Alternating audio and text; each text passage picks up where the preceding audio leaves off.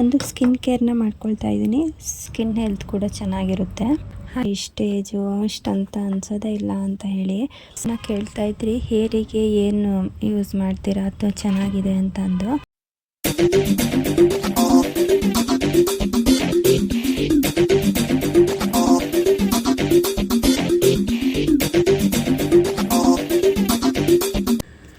Hi hello ಎಲ್ರಿಗೂ ನಮಸ್ಕಾರ, ಶುಭೋದಯ. Welcome back to my YouTube channel ಸಾಕ್ಷಿದಿ ಕನ್ನಡ ಲಾಗ್ಸ್. ಹಾಗೆ ಹೊಸಬ್ರೇನಾರ ಈ ಚಾನಲ್ನ ನೋಡ್ತಾ ಇದ್ದರೆ, ನನ್ನ ಹೆಸರು ರಕ್ಷಿತಾ. ನಾನು ಮಲೆನಾಡು ಶಿವಮೊಗ್ಗದಿಂದ ಕನ್ನಡ ಲಾಗ್ಸ್ನ ಮಾಡ್ತೀನಿ. ಹಾಗೆ ಈ ವಿಡಿಯೋನ ಪೂರ್ತಿಯಾಗಿ ನೋಡಿ ಸಬ್ಸ್ಕ್ರೈಬ್ ಮಾಡ್ಕೊಳ್ಳಿ. ಹಾಗೆ ನನ್ನ ಚಾನಲಲ್ಲಿ ಇನ್ನೂ ಬೇರೆ ವೀಡಿಯೋಸ್ಗಳೆಲ್ಲ ಇದೆ. ಸೊ ನಿಮಗೆ ಇಷ್ಟ ಆಗಿದ್ದರೆ ಲೈಕ್ ಮಾಡಿ, ಶೇರ್ ಮಾಡಿ. ಹಾಗೆ ಆಲ್ರೆಡಿ ಸಬ್ಸ್ಕ್ರೈಬ್ ಮಾಡಿಕೊಂಡು ನನ್ನ ಚಾನಲ್ನ ನೋಡ್ತಾ ಇರೋರೆಲ್ಲರಿಗೂ ತುಂಬ ಥ್ಯಾಂಕ್ಸ್. ಹಾಗೆ ಬೇಗ ಇವತ್ತಿನ ಕಾನ್ಸೆಪ್ಟನ್ನ ಶುರು ಮಾಡಿಬಿಡ್ತೀನಿ. ನಿಮ್ಗೆ ಆಲ್ರೆಡಿ ಗೊತ್ತಾಗಿರುತ್ತೆ ಥಂಬ್ನೈಲ್ ನೋಡಿನೇ ಇವತ್ತು ಏನು ಕಾನ್ಸೆಪ್ಟ್ ಇದೆ ಅಂತ ನನ್ನ ವಿಡಿಯೋದಲ್ಲಿ. ಇವತ್ತು ನಾನು ಮನೆಯಲ್ಲೇ ಸಿಗೋವಂಥ ಐಟಮ್ಗಳನ್ನ ಬಳಸ್ಕೊಂಡು ಒಂದು ಸ್ಕಿನ್ ಕೇರ್ನ ಮಾಡ್ಕೊಳ್ತಾ ಇದ್ದೀನಿ. ಸಿಂಪಲ್ಲಾಗಿ ಮತ್ತು ಕ್ವಿಕ್ಕಾಗಿ ಕೂಡ ಮಾಡ್ಕೊಳ್ಬೋದು. ಮೊದಲಿಗೆ ಒಂದು ಬೌಲ್ಗೆ ಒಂದು ಸ್ವಲ್ಪ ಜೇನುತುಪ್ಪನ ಹಾಕ್ಕೊಳ್ತಾ ಇದ್ದೀನಿ. ಇದು ಮನೆಯಲ್ಲೇ ಮಾಡಿರೋದು ಹಾಕ್ಕೊಳ್ತಾ ಇದ್ದೀನಿ, ನ್ಯಾಚುರಲ್ಲಾಗಿರೋದು. ಅದಕ್ಕೆ ಸ್ವಲ್ಪ ಸಕ್ಕರೆನ ಆ್ಯಡ್ ಮಾಡ್ಕೊಳ್ತಾ ಇದ್ದೀನಿ. ಅದ್ರ ಜೊತೆಗೆ ಮತ್ತು ಸ್ವಲ್ಪ ಅಕ್ಕಿ ಹಿಟ್ಟನ್ನ ನೈಸಾಗಿ ಪುಡಿ ಮಾಡಿ ಮಾಡ್ಕೊಂಡಿರೋದು. ಇದನ್ನು ಅಕ್ಕಿನ ನೀಟಾಗಿ ತೊಳೆದ್ಬಿಟ್ಟು ಪುಡಿ ಮಾಡಿ ಇಟ್ಕೊಂಡಿರೋದು. ಇದು ಮನೆಯಲ್ಲೇ ಬೆಳೆದಿರೋ ಅಕ್ಕಿನ ಪುಡಿ ಮಾಡಿ ಇಟ್ಕೊಂಡಿರೋದು. ಅದ್ರ ಜೊತೆಗೆ ಮತ್ತು ಒಂದು ಟೊಮೊಟೊನ ಹಾಕ್ಕೊಳ್ತಾ ಇದ್ದೀನಿ. ಟೊಮೊಟೊದಲ್ಲಿ ಹೆಚ್ಚಾಗಿ ವಿಟಮಿನ್ ಸಿ ಇರೋದ್ರಿಂದ ಇದು ಸ್ಕಿನ್ನ ಬ್ರೈಟ್ನಿಂಗ್ಗೆ ಹೆಲ್ಪ್ ಮಾಡುತ್ತೆ. ಮತ್ತು ಇದು ನಾವು ಊಟದಲ್ಲಿ ಜಾಸ್ತಿ ಯೂಸ್ ಮಾಡೋದ್ರಿಂದನೂ ಕೂಡ ಸ್ಕಿನ್ ಹೆಲ್ತ್ ಕೂಡ ಚೆನ್ನಾಗಿರುತ್ತೆ. ಹಾಗೆ ಸ್ಕಿನ್ ಗ್ಲೋಗೆ ಹೆಲ್ಪ್ ಮಾಡುತ್ತೆ ಇದು. ಬರೀ ನೀವು ಟೊಮೊಟೊ ಮತ್ತು ಸಕ್ಕರೆನೂ ಹಾಕಿ ಕೂಡ ರಬ್ ಮಾಡ್ಕೊಳ್ಬೋದು. ಅದ್ರ ಬಗ್ಗೆ ಎಲ್ಲ ನೆಕ್ಸ್ಟ್ ವೀಡಿಯೋ ಮಾಡ್ತೀನಿ. ಇದು ರಸ ಹಿಂಡ್ಕೊಂಡು ಅದರಲ್ಲಿರೋದು ಫುಲ್ ಒಳಗಡೆ ಇರುತ್ತಲ್ಲ ಅದೆಲ್ಲ ಸಿಪ್ಪೆ ಅಷ್ಟು ಬಿಟ್ಟು ಬೇರೆ ಎಲ್ಲದನ್ನು ಇದಕ್ಕೆ ಹಾಕ್ಕೊಬೇಕು. ಪೇಸ್ಟ್ ಮಾಡಿ ಹಾಕ್ಕೊಂಡ್ರೂ ನಡೆಯುತ್ತೆ, ಬಟ್ ನಾನು ಹೀಗೆ ಹಾಕ್ಕೊಳ್ತಾ ಇದ್ದೀನಿ. ಅದಕ್ಕೆ ಮೊಸರನ್ನ ಸೇರಿಸ್ಕೊಳ್ತಾ ಇದ್ದೀನಿ. ಇದು ಹುಳಿ ಮೊಸರಾಗಿರೋದ್ರಿಂದ ಇದಕ್ಕೆ ಬೇರೆ ಲೆಮೆನ್ನು ಆ ಥರ ಏನೂ ಹಾಕ್ಕೊಳ್ತಾ ಇಲ್ಲ. ಮೊಸರೆ ಹುಳಿ ಇರೋದ್ರಿಂದ ಅದೊಂದು 4 ಸ್ಪೂನು ಇದು ಒಂದು ಹದಕ್ಕೆ ಬರೋ ಥರ, ಹಚ್ಚೋಕ್ಕೆ ಕ್ರೀಮ್ ಥರ ಆಗೋ ಥರ ಅಷ್ಟು ಮೊಸರನ್ನ ಹಾಕ್ಕೊಂಡು ಮಿಕ್ಸ್ ಮಾಡ್ಕೊಳ್ತಾ ಇದ್ದೀನಿ. ಹಾಗೆ ತುಂಬ ಜನ ಕೇಳ್ತಾ ಇದ್ರಿ, ಹೇರಿಗೆ ಏನು ಯೂಸ್ ಮಾಡ್ತೀರಾ ಅಥವಾ ಚೆನ್ನಾಗಿದೆ ಅಂತ ಅಂದು. ಸೊ ಅದ್ರ ಬಗ್ಗೆನೂ ನಾನು ನೆಕ್ಸ್ಟ್ ವೀಡಿಯೋದಲ್ಲಿ ಸಪ್ರೇಟಾಗಿ ವೀಡಿಯೋ ಮಾಡ್ತೀನಿ. ಅದಕ್ಕೋಸ್ಕರನೇ ಹೇರ್ ಆಯಿಲ್ ಬಗ್ಗೆ ಅಥವಾ ಹೇರ್ ಕೇರ್ ಬಗ್ಗೆ ವೀಡಿಯೋ ಮಾಡಿ ಪೋಸ್ಟ್ ಮಾಡ್ತೀನಿ. ನಾನಿದು ಮಾರ್ನಿಂಗ್ ಹಚ್ಕೊಳ್ತಾ ಇರೋದು. ಇದನ್ನು ಸಂಜೆ ಹಚ್ಕೊಂಡ್ರೆ ಇನ್ನೂ ಚೆನ್ನಾಗಿ ಎಫೆಕ್ಟ್ ಗೊತ್ತಾಗುತ್ತೆ. ಬೆಳಗ್ಗೆ ಎದ್ದಾಗ ರಾತ್ರಿ ಹಚ್ಕೊಂಡು ಪ್ಲೇನ್ ವಾಟರಲ್ಲಿ ಫೇಸ್ನ ವಾಶ್ ಮಾಡಿ ಮಲ್ಕೊಂಡ್ರೆ, ಫೇಸ್ ಅಥವಾ ಬರೀ ಫೇಸಿಗೆ ಹಚ್ಕೊಳ್ಬೇಕು ಅಂತ ಏನಿಲ್ಲ, ಫುಲ್ ಬಾಡಿಗೂ ಹಚ್ಕೊಳ್ಬೋದು. ಕೈಗೆ ಫುಲ್ ಟ್ಯಾನ್ ಆಗಿರೋ ಕಡೆ ಎಲ್ಲ ಹಚ್ಕೊಳ್ಬೋದು.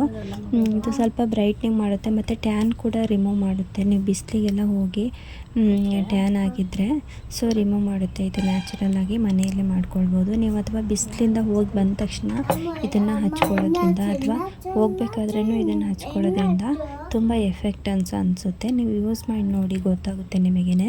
ನಾನು ಏನೇ ಹೇರ್ ಕೇರ್ ಅಥವಾ ಸ್ಕಿನ್ ಕೇರ್ ಟಿಪ್ಸ್ ಏನೇ ಮಾಡಿದರೂ ನನಗೆ ವರ್ಕ್ ಆಗಿರೋದನ್ನು ಮಾತ್ರ ನಾನು ಪೋಸ್ಟ್ ಮಾಡೋದು. ಅಂತಂದರೆ ನಾನು ಅಬ್ಸರ್ವ್ ಮಾಡ್ತೀನಿ ಯಾವುದು ಸ್ಕಿನ್ನು ನಾವು ಏನು ಅಪ್ಲೈ ಮಾಡಿದ್ರೆ ನನಗೆ ಯಾವ ಥರ ಎಫೆಕ್ಟ್ ಕೊಡುತ್ತೆ ಅಂತ ಅಂದು. ಸೊ ನನಗೆ ಅದು ವರ್ಕ್ ಆದರೆ ಮಾತ್ರ ನಾನು ಅದನ್ನು ವೀಡಿಯೋ ಮಾಡಿ ಹಾಕ್ತಾ ಇರೋದು, ಪೋಸ್ಟ್ ಮಾಡ್ತಾ ಇರೋದು ಅಷ್ಟೇ. ಅಂದರೆ ಇದು ಒಬ್ಬೊಬ್ಬರ ಸ್ಕಿನ್ಗೆ ಅಬ್ಸರ್ವ್ ಆಗಲ್ಲ ಇದು, ಹಾಗಾಗಿ ನಾನು ಹೇಳ್ತಾ ಇರೋದು ಅಷ್ಟೇ. ಇದನ್ನು ಟ್ರೈ ಮಾಡಿ ನೋಡ್ಬೋದು. ಇದರಿಂದ ಸೈಡ್ ಎಫೆಕ್ಟ್ ಅಂತೂ ಖಂಡಿತ ಏನೂ ಆಗಲ್ಲ, ಬಟ್ ಅದರಿಂದ ನಿಮಗೆ ರಿಸಲ್ಟ್ ಬರದೇ ಇರ್ಬೋದು. ಬಟ್ ಎಲ್ಲ ಸ್ಕಿನ್ ಟೋನಿಗೂ ಅದು ಅಡ್ಜಸ್ಟ್ ಆಗುತ್ತೆ ಅಂತ ನಾನು ಹೇಳಲ್ಲ. ಯಾಕಂತಂದರೆ ನನ್ನ ಸ್ಕಿನ್ ಟೋನಿಗೆ ನನಗೆ ಅಡ್ಜಸ್ಟ್ ಆಗುತ್ತೆ. ನನ್ನದು ಕಾಂಬಿನೇಷನ್ ಸ್ಕಿನ್ನು, ಆಯಿಲಿನೂ ಇರುತ್ತೆ. ಬಟ್ ನಾನಿವಾಗ ಆಯಿಲಿ ಸ್ಕಿನ್ನ ಸ್ವಲ್ಪ ರಿಮೂವ್ ಮಾಡ್ತಾಯಿದ್ದೀನಿ. ಯಾಕಂತಂದರೆ ಇದು ಪಿಗ್ಮೆಂಟೇಷನ್ ಆಗುತ್ತೆ, ಪಿಂಪಲ್ ಆಗುತ್ತೆ. ಸೊ ಹಾಗಾಗಿ ನಾನು ಆಯಿಲಿನೆಸ್ನ ಸ್ವಲ್ಪ ಕಂಟ್ರೋಲ್ ಮಾಡೋಕ್ಕೆ ಅದಕ್ಕೂ ಕೂಡ ಹೋಮ್ ರೆಮಿಡಿನೇ ಮಾಡ್ತೀನಿ. ಅದನ್ನು ನೀವು ನೆಕ್ಸ್ಟ್ ವೀಡಿಯೋದಲ್ಲಿ ನಾನು ಹಾಕ್ತೀನಿ. ಪ್ಯಾಕ್ನ ಹಚ್ಕೊಂಡಿದ್ದಾದಮೇಲೆ ಒಂದು 10 ಮಿನಿಟ್ಸ್ ಬಿಟ್ಟು ವಾಶ್ ಮಾಡ್ಕೊಳ್ತೀನಿ. ನಾರ್ಮಲಾಗಿ ನೀವು ಯಾವುದು ಫೇಸ್ ವಾಶ್ ಯೂಸ್ ಮಾಡ್ತೀರೋ ಅದರಲ್ಲಿ ವಾಶ್ ಮಾಡ್ಕೊಳ್ಬೋದು, ಅಥವಾ ಪ್ಲೇನ್ ವಾಟರಲ್ಲಿ ಹಾಗೆ ವಾಶ್ ಮಾಡಿಕೊಂಡ್ರೂ ಆಗುತ್ತೆ. ಸ್ವಲ್ಪ ಆಯಿಲ್ನೆಸ್ ಇರೋದ್ರಿಂದ ಫೇಸ್ ವಾಶ್ ಯೂಸ್ ಮಾಡಿ ವಾಶ್ ಮಾಡ್ಕೊಳ್ಬೋದು.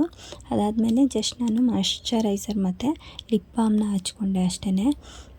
ನೋಡಿ, ನನಗೆ ಆಲ್ರೆಡಿ ಆವಾಗ ಪಿಗ್ಮೆಂಟೇಷನ್ ಇತ್ತು ಮೂಗ್ ಮೇಲೆ, ಅದು ರಿಮೂವ್ ಆಗಿದೆ ಇವಾಗ.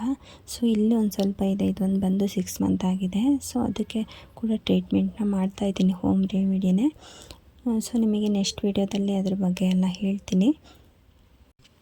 ಸ್ಕಿನ್ನು ನನಗೆ ಅನ್ನಿಸ್ತಾ ಇದೆ ಬ್ರೈಟ್ನಿಂಗ್ ಆಗಿದೆ. ಸೊ ಮತ್ತು ಸಾಫ್ಟ್ ಅಂತ ಅನಿಸುತ್ತೆ ಸ್ಕಿನ್ ಕೂಡ. ತುಂಬ ಜನ ಹೇಳ್ತಾ ಇರ್ತೀರಾ ನಿಮ್ಮ ಮಗು ಇದೆ ಅಂತಲೇ ಅನಿಸಲ್ಲ, ಮತ್ತು ನನ್ನ ಏಜ್ ಹೇಳಿದಾಗ ಇಷ್ಟು ಏಜು ಅಷ್ಟು ಅಂತ ಅನಿಸೋದೇ ಇಲ್ಲ ಅಂತ ಹೇಳಿ. ಸಣ್ಣ ಯಾರಿಂದನೂ ಸ್ಟಾಪ್ ಮಾಡೋಕ್ಕಾಗಲ್ಲ, ಮತ್ತು ಸ್ಲೋ ಮಾಡ್ಬೋದು. ನಾವು ತಗೊಳ್ಳೋ ಫುಡ್ಡು ಅಥವಾ ನಾವು ಖಾಲಿ ಹೊಟ್ಟೆಯಲ್ಲಿ ಯಾವುದು ತಗೊಳ್ತೀವೋ ಅದು ತುಂಬ ಎಫೆಕ್ಟ್ ಆಗುತ್ತೆ ನಮ್ಮ ಬಾಡಿಗೆ.